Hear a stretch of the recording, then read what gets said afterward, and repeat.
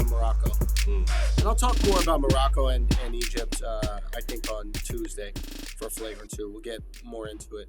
But I just wanted to start the year off with some flagrancy with you guys. But so on my flight back from Morocco, I watched this Jeff Bezos documentary. I don't know when it came out, but there's some finance guy named like David Rubenstein or some shit like that does these like sit down talks with people. And I have nothing to do, and I'm like, fuck it, let me just watch this thing and see if I can pick some stuff up for it. And I was always curious why he started Amazon. I was even curious about the guy. Have you ever heard him talk? I've never heard him speak. Dude, he sounds like a hippie. He's like, yeah, so like we could totally do it. Like, if you just heard his voice, you'd be like, there's no way he's the richest guy in the world. But he works at Abercrombie. Yeah, barely. It's like he has a hemp store, right? He's from Miami, went to like Palmetto High School. Okay. Like, he's just a regular ass fucking guy. Yeah. Like, Bezos, I don't even think is his last name from his father. His mom got pregnant when she was 17. Wow. Or had him when she was like 17 years old. He has a Cuban immigrant stepdad who becomes like his father figure as well, but then he also has his dad. He's a really interesting background. Okay.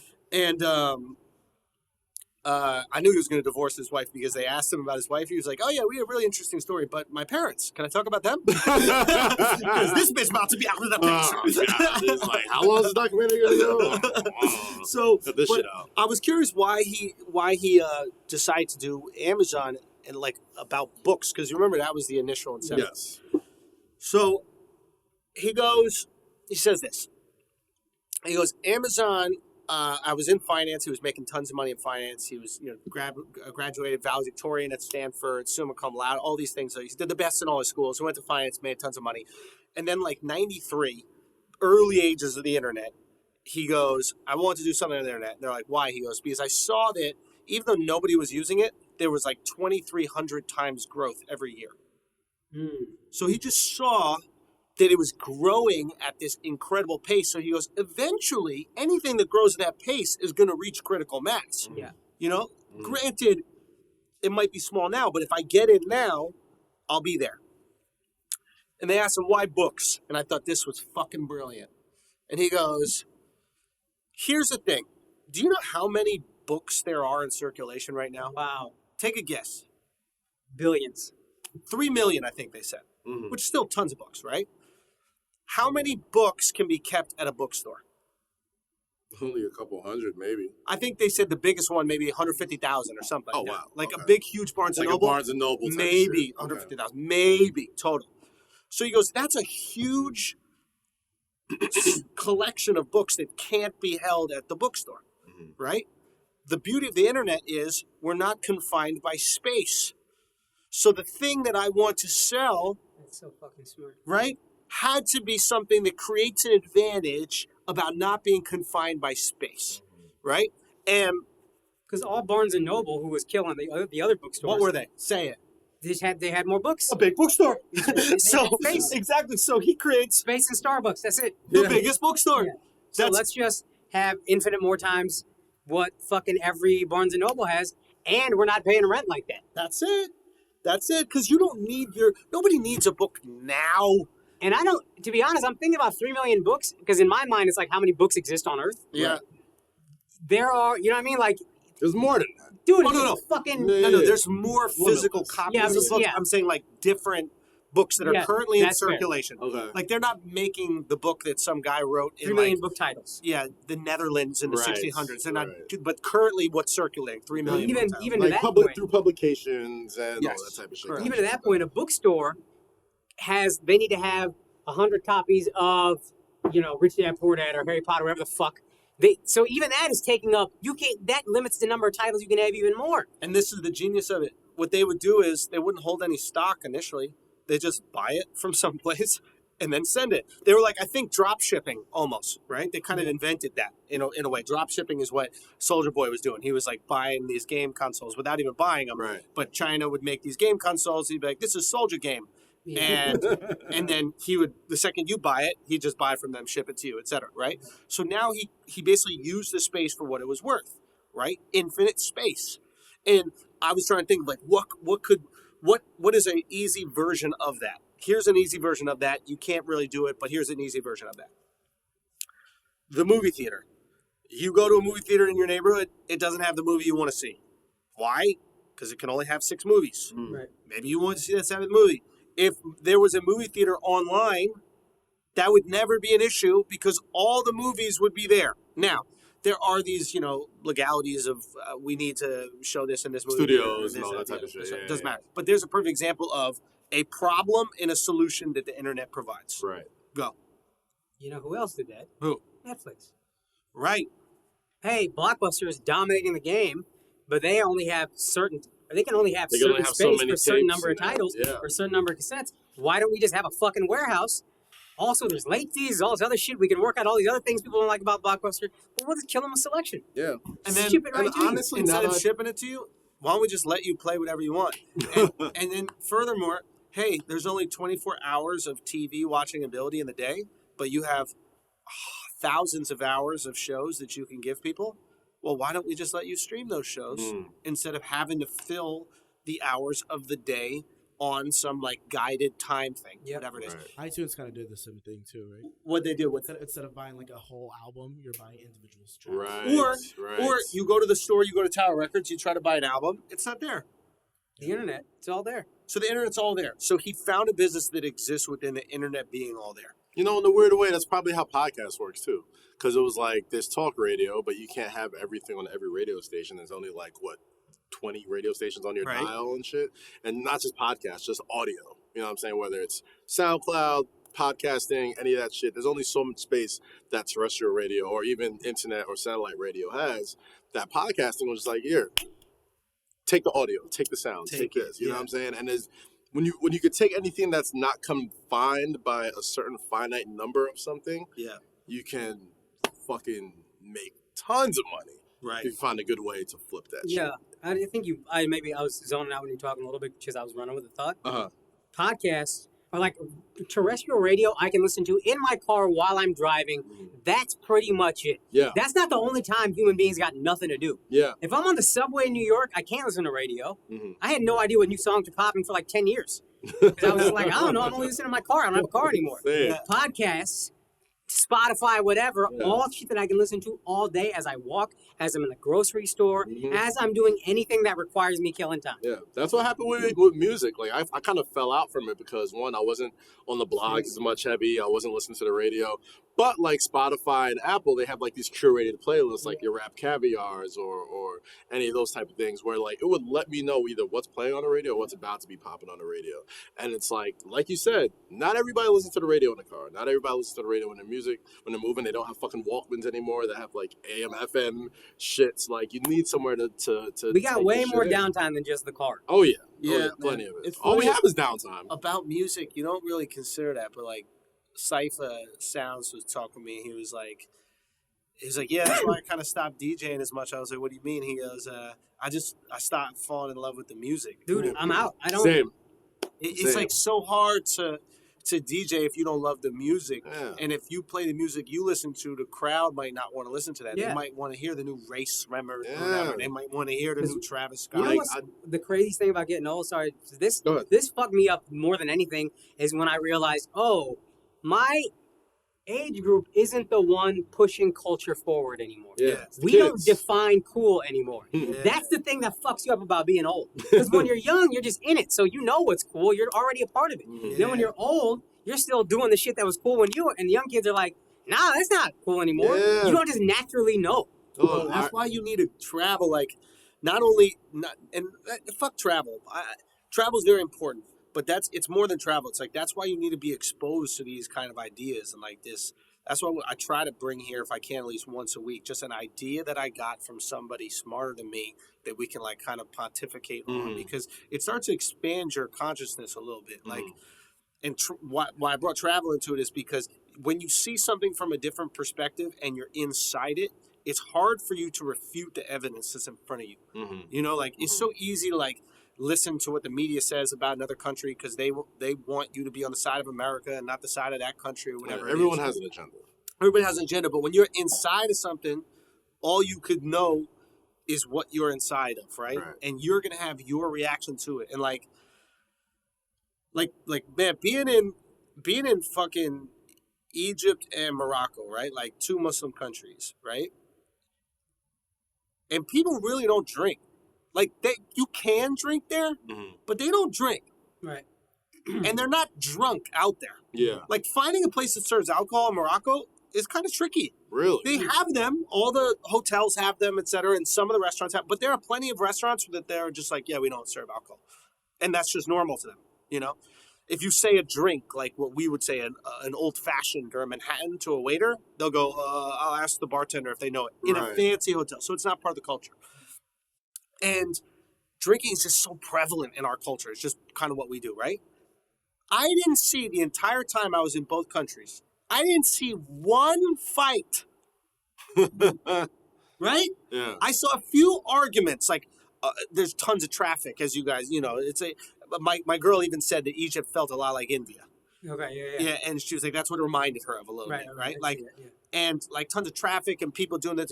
But like, there'd be an argument, or like one guy was trying to get somebody to come into his restaurant, but he encroached on another guy's turf, so they kind of yelled. But there'd be all this yelling, and then eventually it kind of like go away, right?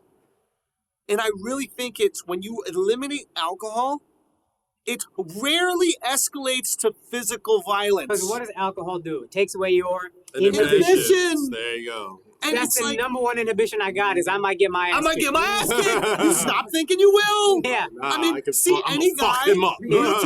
any guy in a drunk fight that gets hit has no clue he's going to get punched. It's so rare in a drunk fight that the guy gets hit with his hands up. Yeah. Right? He's usually still fucking yapping. We would always say that about like when a girl gets punched, she like never know. Yeah. You know what I mean? Even on the way down, she's like still, I wish you would. Right? So, but it's like there's this interesting thing that I noticed, and it was this, and I'm not making the argument for not drinking or anything. I like drinking. I think it's cool. But it was interesting being in a place that just doesn't have it as part of the culture. As a prominent part of the culture. Right. And seeing the repercussions of that, right? In like a positive way. I mean, like, with the type of traffic they have over there, thank God they don't drink. Motherfuckers would be dead.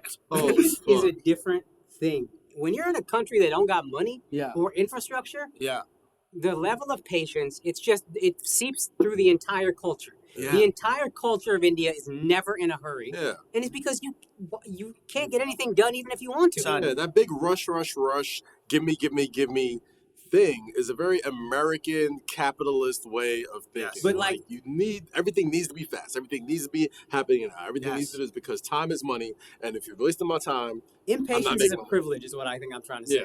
To like talk about how lucky we are to live in America, even the fact that you can be impatient is a testament to how fucking good life is. What do you mean about that? It's like sandwich. I need a sandwich now. What do you mean? Yeah, we have an infrastructure in place that we can consistently get things done quickly. In India, probably in Egypt, that doesn't exist. My mom wanted to open a bank account for her sister who doesn't have much money. This was 11, 12 years ago. Right. It took us like 3 days. We had to go to the bank 3 different times before they finally said, oh, we can do this. Just a simple ass bank account. Everything is like that. And if everything is like that, why would I be I will never be impatient because everything takes forever. That's your expectation. Yeah, it's just this is the way things work. Yeah. In America, we get things done fast because the infrastructure is incredible. We all got resources. Everybody here has their basic needs taken care of, so you can worry about this other shit. Yeah. They don't have this like that in a lot of countries. Yeah. Like the fact that we can be impatient is a testament to how fucking wealthy we are. Yeah, I mean, I just spent like 4 days in Jamaica. And those motherfuckers are never in a fucking rush for anything, bro. Like, I felt like an asshole for like trying to rush people. I'm like, I'm like trying to rush. They're like, hey, no problem, man. Like, mad fucking relaxed about every fucking thing. And I'm talking to some enjoying locals. Life more. That's what honestly, that's what the fuck. That's the one thing I got from one thing I took away from that fucking trip. I'm like, yo. I'm looking at these people. As soon as you walk in, you're like, damn, look at these fucking shacks and shit. Like, you see nothing but shacks. Like, from Montego Bay to the Grill, it's like about an hour-and-a-half drive to the beach and shit. Not even though everything's a beach, but you just see nothing but shacks. And off the naked American eye, you're just like, God damn, these people are fucking living rough and shit. But, like, you spend a couple days there and nobody's in a rush. Yeah. Or they have the lay of the fucking land. They got everything they need is in the fucking tree or in the water. There's food here. There's like every fucking thing. And by the time I'm leaving, I'm sitting there, I'm like, damn, am I the one? They probably look at me like, no, that's this poor motherfucker. All he has is his fucking worldly possessions. That's what traveling does. Is it forces you to look at a world through someone else's perspective or walk in their shoes. You must walk in their shoes. Yes. It's like, though I was talking to people on the way back there, and they're like, "Oh, do you ever visit America, whatever?" I was like, "Nah, I mean, I guess just like eat food because that's all we do over there." But why would I leave here? Like, why would I? What's better than everybody this? wants to come to America. Like, that's not a question. I mean, but They you really have to do. understand. I And mean, there are people listening to this right now. Like, that's not true. Yes, you do. yeah, you have to understand. These motherfuckers have no. Like, their peripherals are so narrow. Right. They're like, why in the fuck would I leave this place? And I'm like, well, you don't have Uber Eats? Like, I tried to do Uber Eats at one point in my whole time. Like, getting food fast is not a thing. Not a thing. Not a thing. But, but it's beautiful. It's beautiful because it's like, that is how everybody lives over there. It's slow the fuck down. It is an important thing when it comes to, like, visiting the rest of the world, like, to put these things in perspective, because there's so much shit that you see, man. Like, even when you take away alcohol, you know how much street harassment gets removed?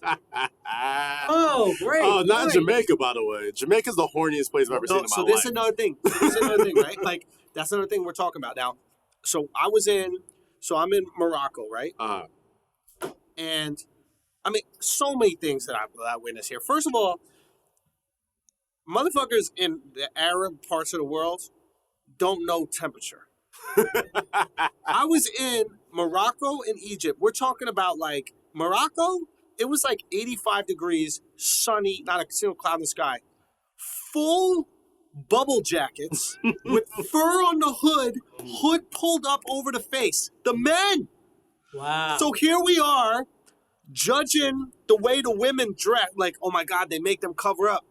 They're cold. They're cold. These bitches are cold. The men are covered up too. It's not like the men are in shorts. Yeah. It was like this. Me and my girl looking at each other like, yo, are you seeing this? Are you witnessing this? I have pictures of this. I could not believe it. I'm in a t-shirt. My girl's sweating. And you see chicks covered head to toe. We're like, oh my God, it's so oppressive. And you see these two dudes riding fucking doggy style on a moped with no helmets. No helmet. They got the North Face bubble fully up with the fur on the rim, 85. So it's like, before we judge, because we know how to dress according to the weather. Yeah. These motherfuckers don't. They're used to, like, crazy sun. You're used to 130, 85, brisk. Cold. This shit is cold. And real talk, you got to be in it to understand it, because even when it's hot, and maybe this is a desert thing, desert wind is cold. Right. Maybe because it's winter, but, like, if you're in the sun, you're hot. The second you go in the shade and the wind is there, you are significantly cooler. I've always, even LA. I was about to say, LA's the same. Night is always like, what the fuck happened? It's Son, like, you need a jacket at night out there, bro. I don't know if it's lack of trees or something like that, or like just, when it's just straight. It's just straight wind to you. Like, there's more like, that's why when you're in New York City, like 80 degrees New York and an 80 degree LA feel way different. But anyway, man, we got some sad news. I mean, R.I.P. David Stern, bro. Damn, yeah, rest in peace. For those of y'all who don't know, David Stern was the commissioner of the NBA during the NBA's rise to prominence. And I mean, the way that we think about basketball right now is that it's one of the sports that's, like, equal with baseball or the NFL, or it's a global sport, right? And David Stern, and obviously Michael Jordan and the players that did it, but David Stern has to be given a lot of credit for, like, where the sport is. A lot. Those guys all say, no, it was Stern. Yeah. Like, we helped, but it was Stern. Yeah. What do they say? What is their... I mean, the league was, like, dead before him. Yeah, explain what happened. So apparently, NBA Finals games, used to be on tape delay. Like, they'd play a Finals game at, like, 7 p.m., but networks were like, nah, this shit don't get any ratings. Put it on at, like, 1 a.m. or whatever time. Yeah. Like, that's where the NBA was. The fucking Finals wasn't going to do as well as a MASH rerun. Yeah. Like, shows weren't even in season in the summer. Yeah. But they were like, nah, the rerun will do better than this, whatever the fuck this is. On top of that, like, a lot of players had, like, a lot of fucking drug problems. Like, crack was everywhere. Really? I think like, 70 to 80% of players yeah. were on cocaine. It was bad. And Yeah, that's it why was he- bad. That's why it was he's fucking bad, bro. the first sport to introduce drug testing. Was that? Oh, was is Stern. that why there were all those fights? Yeah, bro. Like those Yes. Kermit Washingtons, fucking Kurt, like all this shit, like that shit like Rudy Tomjanovich getting his fucking jaw fucking sent to the second row. Yes. Shit, like shit was wild back then. But I mean, what happened was Notice the fans were mad polite when the players were fighting. Oh, Fans weren't saying Oh, nothing. no. We're cursing at you. We're Yeah. telling you to suck their dick. No middle fingers. No nothing. Everybody's watching the game, had their popcorn, enjoying what was happening. everybody's on coke. And the second everything turned into a pushing match, then the fans got real fucking brave. Exactly. Well, they can't really fight. Like, nah, they see fucking Rudy Tomjanovich's jaw fall off his Yeah, face. Rudy got fucking Fucked laid up, out. yo. Dog. God damn. Yeah, that was serious. But what changed all that was, the first Magic and Bird NCAA tournament, where that was live. And David Stern sees that, and they're like, then Bird goes to Boston, Magic goes to LA. He's like, yo, we got to do this live. And then after that, it went from Magic and Bird to those finals in the next couple of years. Then the Bad Boy Pistons, then MJ. And then it was a wrap. It was a wrap after that. I mean, it was really a wrap after the first Magic and Bird. Yeah, I don't know what he did that was. I don't know the actual policies he instituted that were marketing brilliance or whatever, but like everybody says he's the guy. You gotta remember, he made the players the stars. Like people, it's hard for us to think about now because you think of pro athletes like, oh yeah, of course you sell a jersey, of course you market like LeBron James and the Lakers versus blah blah blah blah blah blah. Before it was just like teams. You know what I'm saying? Like especially NFL, Major League Baseball, very team oriented sports. But David Stern was the first guy to take players and be like, these are the marquee stars. These are the people we're coming to watch. Like before then, the only people that really had like endorsement deals as athletes was like 4 or 5 guys. It was like boxers, maybe fucking baseball players had it. Joe DiMaggio, Babe Ruth. But it was like Big League Chew and like fucking just whack shit. But the Magic and Bird Converses, those commercials, those started in his era. Selling jerseys, selling fucking all this type of shit. All the marketing towards being like, yo, you come to the game, you're gonna see this motherfucker that you can't see anywhere else. Right. He made that happen. You know what I'm saying? Like, on top of fucking being super player friendly. People look at Roger Goodell, and the reason why people don't fuck with Roger Goodell is because they feel like he rules with an iron fist. A lot of his rules aren't fucking consistent. Like one punishment doesn't mean. Yeah, they said Stern is tough, but he's fair. He was tough but fair. And players respected that. Yeah. All right, he's an asshole equally to everybody. Yeah. Goodell is always flip flopping and like, this guy doesn't get suspended because we can't suspend Robert Kraft for getting a hand job, so we're just not going to suspend this guy. Like it's all nonsense. It's unfair. None of it makes any sense. Stern was, if you step on the bench or if you step off the bench onto the court when 2 teams are fighting, you are suspended. The Suns got fucked by that, but the rule is the rule, and you broke the rule. What happened with the Suns? I think it was 2007. The Spurs won the championship, but they were playing the Suns in the conference finals. Robert Horry, flagrant foul, Steve Nash shoves him, sends him flying to the fucking bench.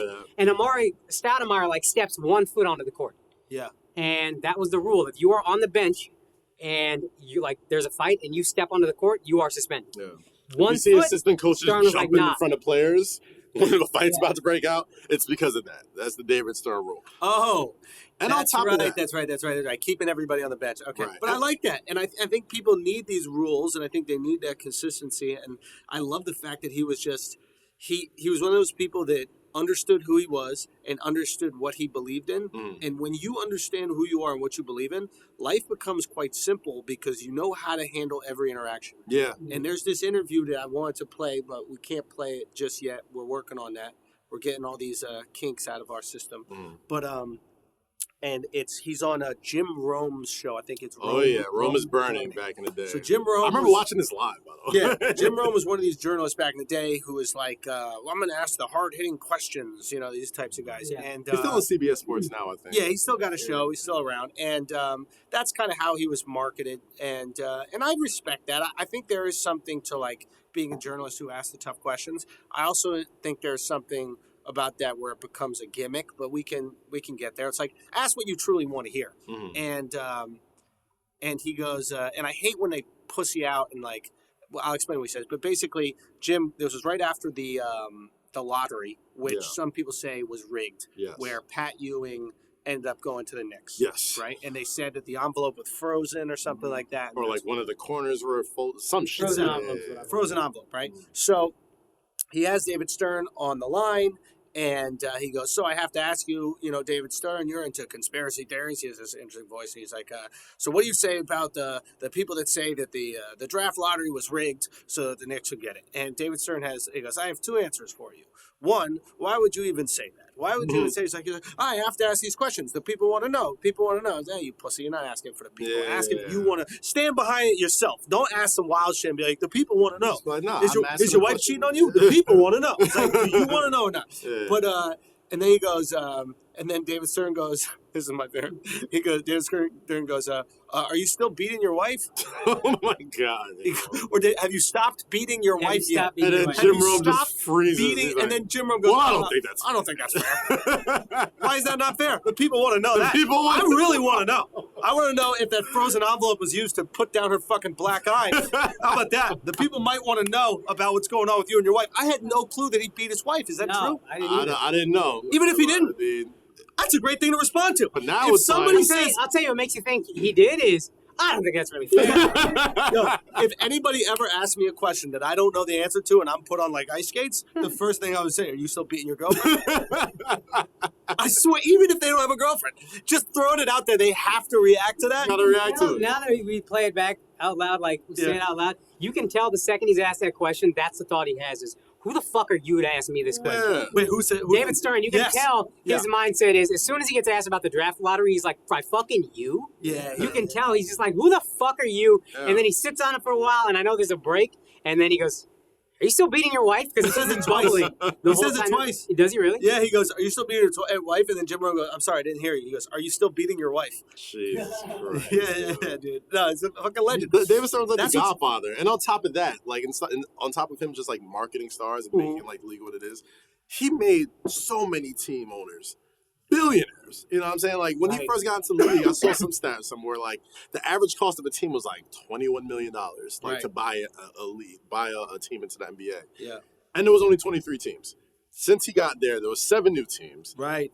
Damn near all of them worth close to $1 billion now. That's a lot more money. And Adam Silver, who's there, like, that was his understudy. That was his OG. So, like, like, he made motherfuckers rich. He got the league popping. Yeah. He ran that shit with an iron fist. He took the NBA from like a fucking, it was almost looked at like the X Games at one point. Like, oh, that's a cute little sport. To, oh no, this is a Big Four. And he got Jim Rome's wife beat the he shit out of him.